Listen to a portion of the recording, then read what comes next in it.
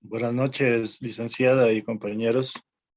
Nosotros somos parte del grupo número 6. A continuación le presentamos el trabajo correspondiente a la videocolaboración número 2 de la unidad 3 con el tema técnicas e instrumentos en evaluación psicopedagógica.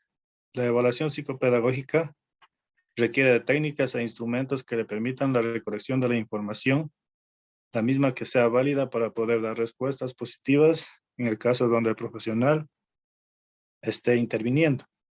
En este sentido, la utilización de estas técnicas de evaluación psicopedagógica se realiza en función del modelo o enfoque que el profesional desea emplear. Los mismos pueden ser el enfoque tradicional y el enfoque actual. ¿Qué es lo que pretende cada uno de estos enfoques? Voy a hacer una pequeña diferenciación entre cada uno de ellos. El enfoque tradicional pretende que la enseñanza y evaluación se puedan estandarizar. Es decir, todos los alumnos aprenden lo mismo y de igual manera la evaluación es aplicada de la misma manera para todos.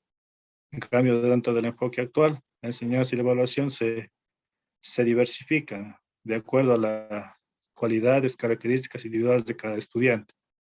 Dentro del enfoque tradicional, la única forma de evaluar el progreso de los estudiantes es a través de pruebas que se emplean solamente lápiz y papel. En cambio, en el enfoque actual existen variados procedimientos para la evaluación.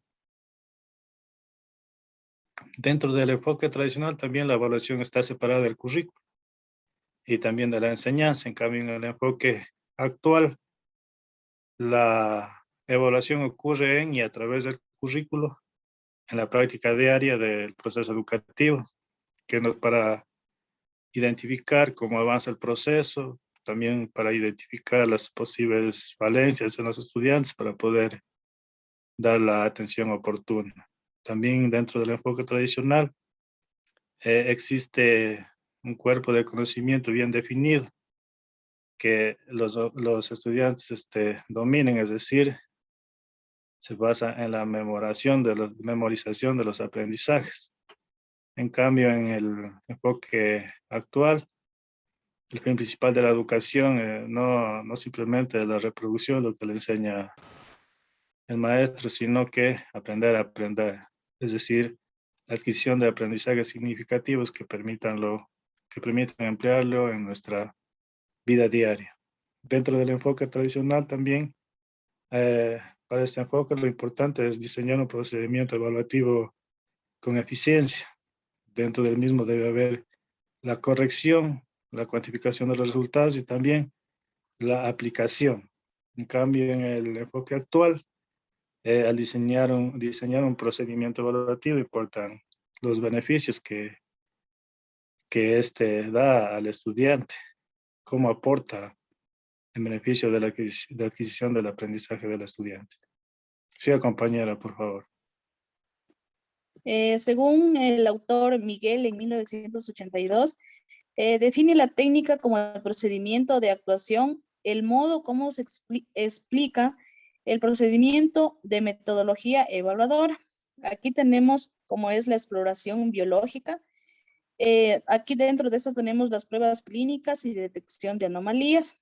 También tenemos las psicológicas que contienen las pruebas psicosométricas, las pruebas proyectivas, conductuales y subjetivas. Y también tenemos las de socioambientales, que son las sociométricas, la observación de grupo de clase y de investigación familiar. En cambio, el otro autor Sobrado y Ocampo en 1997 plantea la siguiente clasificación de las técnicas del proceso evaluativo, donde tenemos las entrevistas, las pruebas psicopedagógicas y la observación sistémica. También tenemos como son las dimensiones, a las áreas de dimensión, como es la dimensión personal. Aquí tenemos las áreas biológicas, psicomotora, el área cognitiva, motivacional, afectiva y social. Dentro de la dimensión académica tenemos al alumno, el profesor, el currículo y recursos didácticos y la institución escolar. Dentro de la dimensión socioafectiva tenemos al familiar, a los compañeros y la comunidad. Siguiente. Buenas noches, doctora. Le voy a hablar sobre la entrevista. La entrevista es un recurso técnico proveniente de la investigación interpretativa, cuya finalidad es obtener información mediante una conversación profesional entre una o varias personas. Para un estudio analítico, esta investigación nos sirve para contribuir a un diagnóstico o tratamiento social.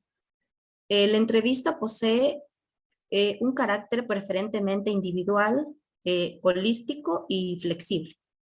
El individual, esto se da cuando la conversación se desarrolla únicamente entre el entrevistador y el entrevistado. Mantiene como criterio básico en la conversación individualizada. La holística, el entrevistador recorre panorámicamente el mundo del significado del entrevistado. Esto se refiere a un solo tema y no que debe hablar de toda la vida del entrevistado. Y el flexible, este quiere dar a conocer que la entrevista se desarrolla siempre bajo el control y dirección del entrevistado. Esto implica flexibilidad en cuanto al contenido y en cuanto a la forma de desarrollo de la investigación o de la entrevista. A continuación, mi compañera. Bueno, como segundo tenemos las pruebas psicopedagógicas que se subdividen en primera instancia en dos grandes clasificaciones, como lo son los test de pruebas o evaluaciones formales, las cuales utilizan test estandarizados referidos a normas estadísticas y empíricas que tienen como ventaja de localizar alumnos que necesitan pruebas posteriores, como también intervenciones especiales, y una desventaja sería que a menudo los resultados de los test no se relacionan con las tareas.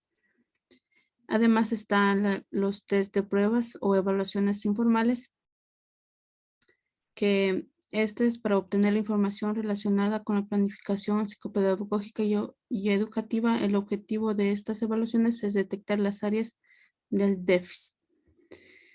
Y como ventaja está que son de fácil construcción y desventajas que requieren un gran esfuerzo en su confección.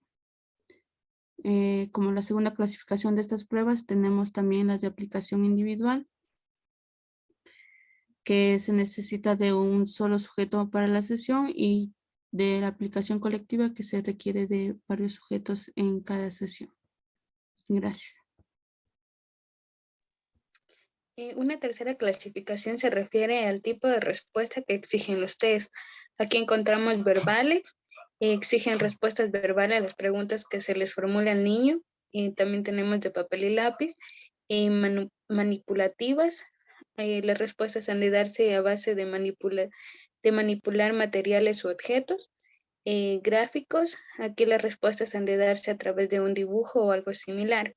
También encontramos una cuarta clasificación de estos instrumentos de evaluación, pueden referirse al área a la cual se aplican.